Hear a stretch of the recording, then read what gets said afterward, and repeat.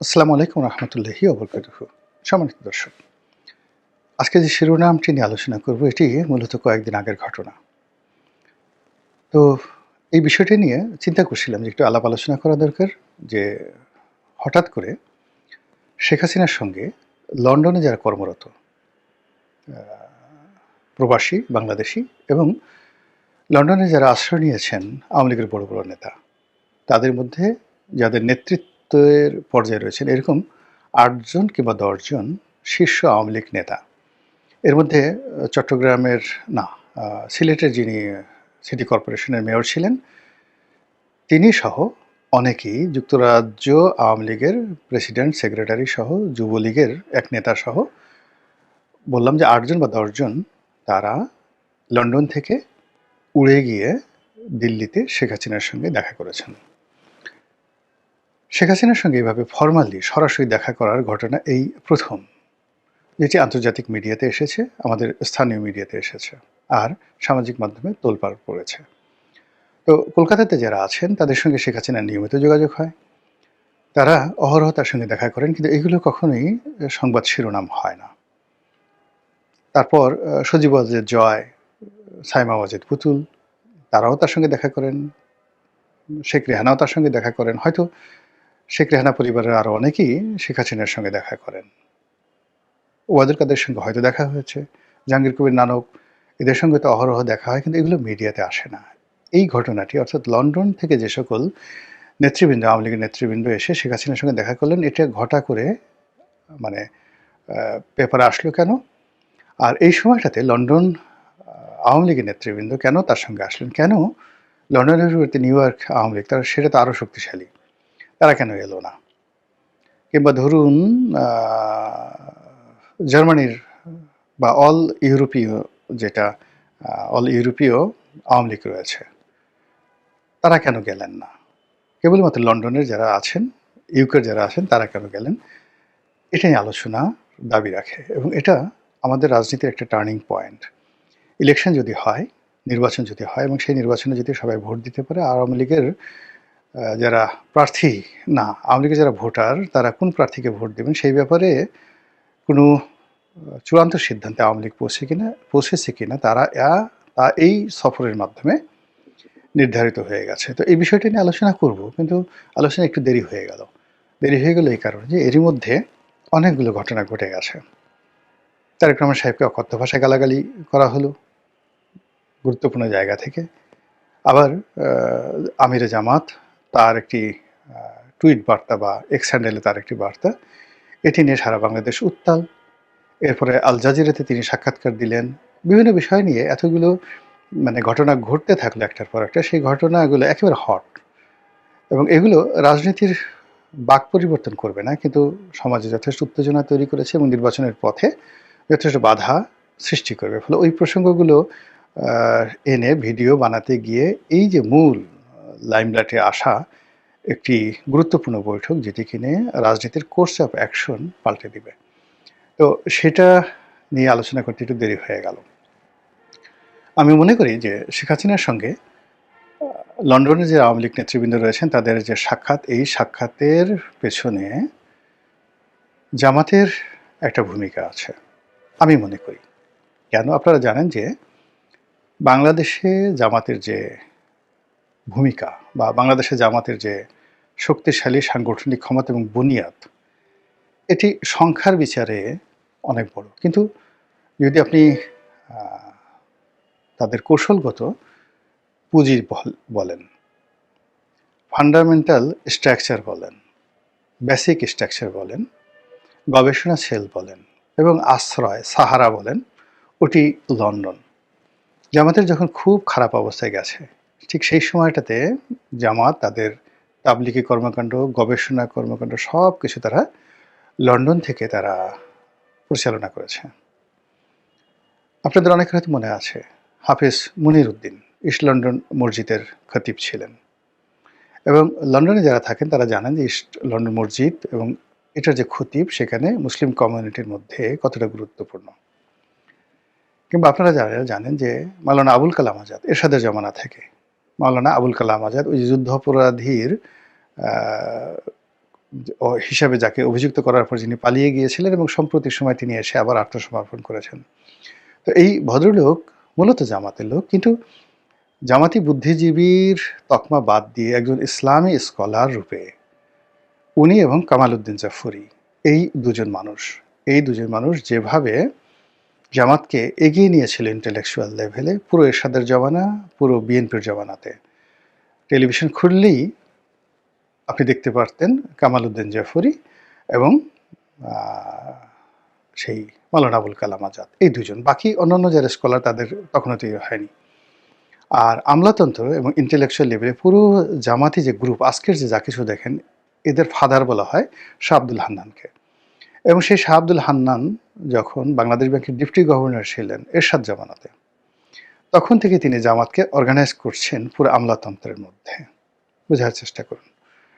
তো সেই শাহ আব্দুল হান্নান এরশাদ জামানা থেকে আমলাতন্ত্রে, মিডিয়ার যে জগৎ এবং ইসলামী প্রচার এবং প্রোপাগান্ডাতে বাংলাদেশে একদিকে সেই কামাল উদ্দিন জাফরি আর অন্যদিকে মাওলানা আবুল কালাম আজাদ ইন্টেলেকচুয়াল লেভেলে। আর মাঠে ময়দানে তারা দেলোয়ার হোসেন সাঈদীকে এখন যেভাবে তারা সেই মিজানুর রহমান আজহারিকে ব্যবহার করছেন, তখন দেলোয়ার হোসেন সাঈদীকে তারা ব্যবহার করেছেন। এবং সাঈদী সাহেব সেই ডিবির অফিসে ইন্টারোগেশনে যে কথাগুলো বলেছেন, আমি এগুলো বলতে পারবো না, আই নো ইট। এনিওয়ে, তো করে তারা আগে ইসলাম, আজকে তাদের যে প্ল্যাটফর্মগুলো তৈরি হয়েছে, সেই প্ল্যাটফর্মগুলো তারা তৈরি করেছেন পথে ঘাটে মাঠে এরশাদের জমানা থেকে। আর এই পুরো জিনিসগুলো বিভিন্ন অর্গানাইজেশনের মাধ্যমে, সংগঠনের মাধ্যমে তারা পরিচালনা করতেন লন্ডন থেকে। সেখানে হাফিজ মনির উদ্দিন, তিনি দেলোয়ার হোসেন সাঈদী সাহেবের বিআই, কামাল উদ্দিন জাফরি দেলোয়ার হোসেন সাঈদী সাহেবের বিআই। পারিবারিক বন্ধন দিয়ে সব দিয়ে, মানে জামাত যে অর্গানাইজটা লন্ডন থেকে করেছেন, তার প্রেক্ষিতে আজকের জামাত এই জায়গাতে এসে পৌঁছে গেছেন। এখনও যদি ভবিষ্যতে জামাতের বিপদ আসে, তাকে আবার সেই লন্ডনমুখী হতে হবে। তো সেই লন্ডনে তাদের বিভিন্ন এজেন্ট রয়েছে, গুপ্ত এজেন্ট রয়েছে। সেই গুপ্ত এজেন্টরা অবাধে তারেক রহমান সাহেবের চারিদিকে ছিলেন, এখনও আছেন। এবং এদের অনুমতি নিয়ে মির্জা ফখরুল সাহেবকে, আব্দুল আল মিন্টু সাহেবকে, এদের অনুমতি নিয়ে রুহুল কবির রিজভী সাহেবকে তারেক রহমান সাহেবের দরবারে হাজির হতে হতো, বা এখনো হচ্ছে। এবং এরা কারা বলতে পারবেন না, আপনি বলতে পারবেন না। তো এটা মানে এই যে সন্দেহটা আমি ধরাই দিলাম, সেই সন্দেহটা স্বয়ং বিএনপির শীর্ষ পর্যায়ের নেতৃত্ব ইনক্লুডিং তারেক রহমান সাহেবের মধ্যে আছে, এবং এই বিনয়টা তারা তৈরি করেছে লন্ডনে। একইভাবে জামাতের এই বুনিয়াদটি তারা গণভবনে ঢুকিয়ে দিয়েছে, শেখ রেহানার বাসায় ঢুকিয়ে দিয়েছে, এবং এখনও লন্ডনে যত রকম লোকজন রয়েছে সেখানে তারা অনেকেই জামাতের হেফাজতে আছে, আর সরাসরি জামাতের হেফাজতে আছে, আর সরাসরি একেবারে দেখবেন যে ফ্রন্ট লাইনে, মানে জামাতি যারা লোকজন, মানে ফ্রন্ট লাইনে যারা এখন আওয়ামী লীগের মাস্টার মাইন্ড, আওয়ামী লীগের ত্রাণকর্তা রূপে যারা হাজির হয়েছেন, তাদের অনেকের সঙ্গে তারা অনেকের জামাতের রিক্রুট, অনেকে ফ্রিডম পার্টির ছিল, মানে ফ্রিডম পার্টি তাদের শ্বশুর ফ্রিডম পার্টির নেতা, তার বাবা, আত্মীয় স্বজন থেকে শুরু করে অনেকেই জামাত দ্বারা বায়াস্ট। তারা নিজেরা ছাত্র শিবির করছে সারা জীবন, এবং শেখ হাসিনাকে সারা জীবন গালাগালি করেছে, জয়কে পাগল মাগল ছাগল বলে অস্থির করে ফেলেছে, শেখ রেহানার পরিবার সম্পর্কে তুচ্ছ তাচ্ছিল্য করে যে সমস্ত লোকজন ফাটিয়ে ফেলেছে ছাত্র জীবনে, তারা এখন আওয়ামী লীগের সরাসরি শেখ হাসিনার সঙ্গে যোগাযোগ করে। শেখ হাসিনা তাদেরকে টেলিফোন করে নাকি, তারা বলে যে শেখ হাসিনা তাদেরকে সরাসরি টেলিফোন করে, আর তারাও নাকি শেখ হাসিনাকে টেলিফোন করে। এই সমস্ত লোক 100% গুপ্ত সংগঠনের সাথে জড়িত। এটা শেখ হাসিনার সব লোক জানে, বিএনপির সব লোক জানে যে তাদের মধ্যে গুপ্ত সংগঠনের লোক আছে, কিন্তু তাদেরকে ধরা যাচ্ছে না। তো এই যে গুপ্ত সংগঠনের যে লোকগুলো প্লাস জামাতের যেগুলো প্রকাশ্য নেতৃবৃন্দ রয়েছেন, তারা সবাই মিলে এখন তো আওয়ামী লীগের সবচেয়ে বড় মেলাটি রয়েছে, নিউক্লিয়াসটি রয়েছে লন্ডনে। শেখ রেহানার পরিবার এবং আওয়ামী লীগের প্রায় বেশিরভাগ শীর্ষ নেতৃবৃন্দ তারা এখন লন্ডনে নিরাপদ আছেন। তো তাদের মাধ্যমে জামাতের সঙ্গে যদি আওয়ামী লীগের একটা সমঝোতা হয়, আবার আমি বলছি এটা কিন্তু আমার প্রেডিকশন পার্সোনালি, এটা যুক্তি বলে, এটা খুবই স্বাভাবিক। দ্বিতীয়ত যে জামাতেরই একটা অভ্যাস আছে যে আ আপনি যখন ক্রাইসিস মোমেন্টে তখন তারা আপনার সামনে সাহারা রূপে বা আশ্রয়দাতা রূপে হাজির হবে। তো সেক্ষেত্রে এখন লন্ডনে যেহেতু তাদের সবচেয়ে বড় এস্টাবলিশমেন্ট, তাদের লয়ার রয়েছে, তাদের টাকা আছে, তাদের বাড়ি আছে, আত্মীয় আছে, স্বজন আছে, সিলটি লোক আছে, আরও অনেক কিছু আছে। তো সেগুলো দিয়ে তারা আওয়ামী লীগের যারা লোকজন তাদের মনোরঞ্জন করে ফেলেছে, তাদের হৃদয় জয় করে ফেলেছে। অন্যদিকে বাংলাদেশে এই যে মামলাগুলো হয়েছে, যত গায়েবী মামলা হয়েছে, যত হত্যা মামলা হয়েছে, যত সন্ত্রাস দমন আইনে মামলা হয়েছে, সব মামলাই কিন্তু বিএনপির লোকজন করেছে। ৩০০, ৪০০, ৫০০ এবং এই মামলা নিয়ে যে বাণিজ্য হয়েছে এবং এখনও এই মামলা নিয়ে যে বাণিজ্য হচ্ছে এর সঙ্গে জামাত জড়িত না। এটাকে জামাত করছে কি মাঠে ময়দানে আওয়ামী লীগের যে সকল ত্যাগী নেতা নেত্রী রয়েছেন যারা পলাতক তাদের সঙ্গে যোগাযোগ করছে, তাদের পরিবারকে আশ্রয় দিচ্ছে, তাদেরকে আইনি সহযোগিতা দিচ্ছে, ক্ষেত্র বিশেষে অর্থ সাহায্য দিচ্ছে। এগুলো দিয়ে তারা কিন্তু আওয়ামী লীগের মন তলে তলে জয় করে ফেলেছে। এর প্রেক্ষিতে জামাতের সঙ্গে যদি রয়ের মাধ্যমে শেখ হাসিনার একটা সাক্ষাৎ হয়, আবার জামাতের গুপ্ত সংগঠনের যারা প্রভাবশালী লোকজন রয়েছে তাদের মাধ্যমে লন্ডন আওয়ামী লীগের নেতৃবৃন্দের সঙ্গে এবং তার মাধ্যমে শেখ হাসিনার সঙ্গে একটি সাক্ষাৎকার হয়, অস্বাভাবিক নয়, এটা যুক্তিযুক্ত। এর কারণ হলো আমি আগেই বললাম যে যদি এই মুহূর্তে নিউ ইয়র্ক আওয়ামী লীগের নেতৃবৃন্দ তারা দিল্লিতে আসতেন তাহলে আমি সন্দেহ করতাম না। এর কারণ হলো আমেরিকাতে জামাতের অত স্ট্রং যাকে বলা হয় পোর্টফোলিও নেই, যেটি তাদের ইংল্যান্ডে আছে। তো তারা আসছে, আর তারা কখন আসছে? যখন নির্বাচনের সময় হাতে আছে মাত্র 10 দিন। আর এই 10 দিন যে তাদের হাতে রয়েছে এই সময়টিতে nobody is sure what is going to happen. কেউ বলতে পারছে না কি ঘটতে যাচ্ছে। Nothing is under control by anybody. যখন কোনো কিছুই কারো হাতে নেই, কারো নিয়ন্ত্রণে নেই, এভরিবডি ইজ মেকিং ব্লান্ডার। সবাই ব্লান্ডার করছে যার যার মতো। আমি সব কিছু, আমার হাতে সব কিছু, আমি জিতে যাব, ওভার রেটিং সব কিছু হচ্ছে এবং সবাই অস্থিরতার মধ্যে ভুগছে। তাহলে সেই অর্থে নির্বাচন হওয়াটাও যেভাবে জরুরি, না হওয়াটাও জরুরি। নির্বাচন হতেও পারে, নাও হতে পারে, হলেও ভালো হবে, না হলেও ভালো হবে। মানে কোনো একটা জিনিসে আপনি স্থির থাকতে পারছেন না। কেউ একটা সিদ্ধান্ত নিয়ে শতভাগ দৃঢ়তা নিয়ে বাংলাদেশের একটা সিঙ্গেল লোক এই মুহূর্তে যে সকল বিষয় নিয়ে বিতর্ক হচ্ছে সেই বিতর্কের একটা বিষয়ে কনক্লুশনে আসা যাচ্ছে না, উপসংহারে আসা যাচ্ছে না। কাজেই আওয়ামী লীগের লোকজন তারা এই নির্বাচন বানচালের জন্য চেষ্টা করছে। আবার এই নির্বাচন যদি হয়ে যায় তাহলে তাদের ভূমিকা কি হবে এটা নিয়েও তারা একটা মাস্টার প্ল্যান করে ফেলেছে।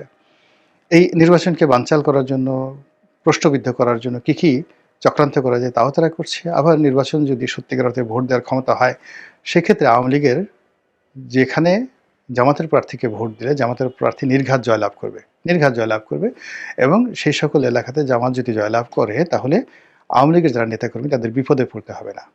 কিছু কিছু এলাকা রয়েছে বিএনপির একদম ব্রুট মেজরিটি রয়েছে, যেমন ফেনীতে রয়েছে, বগুড়াতে রয়েছে, সেখানে আওয়ামী লীগের লোকজন নড়াচড়া করতে গেলেই মার খাবে। কিন্তু এমন অনেক এলাকা রয়েছে যেখানে আওয়ামী লীগের ভোট যদি জামাতের সঙ্গে পড়ে তাহলে নির্ঘাত সেখানে জামাতের প্রার্থী বিজয়ী হবে। আমি জাস্ট একটা ছোট্ট উদাহরণ দিই। আমার নির্বাচনী এলাকা যেখানে জামাতের ভোট রয়েছে সাকুল্যে 30,000, নট মোর দ্যান দ্যাট। কিন্তু সেখানে যে একটা নিউট্রাল অবস্থা এখন চলছে, সেই নিউট্রাল অবস্থার মধ্যে যদি আওয়ামী লীগের অন্তত 15% ভোট, আওয়ামী লীগের ওই এলাকাতে যত ভোট রয়েছে তার 15% ভোট যদি জামাত প্রার্থীর পক্ষে পড়ে জামাত জিতে যাবে। কাজেই জামাত প্রার্থী আওয়ামী লীগের ভোটারদের রাজি খুশি করার জন্য দেখা হলে তার পা ধরবে, সব কিছু করবে। সেই কাজগুলো বাংলাদেশের সব জায়গাতে হচ্ছে এবং গলাচিপে দশমিনাতে আওয়ামী লীগের ভোটাররা যদি জামাতকে ভোট দেয় তাহলে সেখানে তাদের উপর সন্ত্রাস করার মতো ওখানে শক্তি নেই। কারণ হলো ওখানে বিএনপির যিনি সম্ভাব্য প্রার্থী ছিলেন জনাব হাসান মামুন, হি ওয়াজ মোস্ট লিবারেল। এরকম সন্ত্রাস মারামারি কাটাকাটি করার মতো লোক তিনি নন।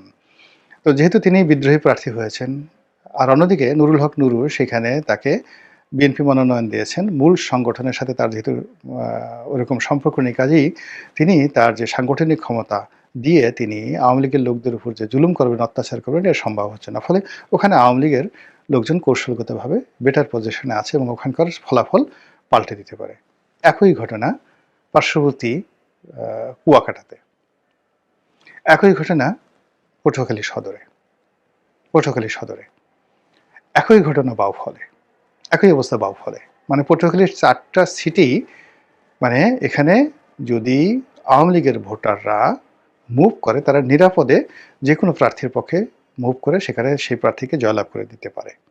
তো সেক্ষেত্রে জামাত যদি নীতিগতভাবে সেন্ট্রাল কমান্ডের মাধ্যমে শেখ হাসিনা একটা গ্রিন সিগন্যাল আনার চেষ্টা করে, আপনি কি এটাকে অস্বাভাবিক বলবেন? আর শেখ হাসিনা যদি এই ক্ষেত্রে তার সিদ্ধান্ত দিয়ে দেন, সেটা কি চাণক্য নীতি বলবেন না? আর তাই যদি হয়, তাহলে নির্বাচনের মাঠে আমরা যে সকল জরিপ করছি, যে সকল স্পেকুলেশন করছি, যে সকল কথাবার্তা বলছি, উত্তেজনা দেখাচ্ছি, সব কি উল্টে যাবে না? আল্লাহ ভালো জানেন। আসসালামু আলাইকুম ওয়া রাহমাতুল্লাহি ওয়া বারাকাতুহু।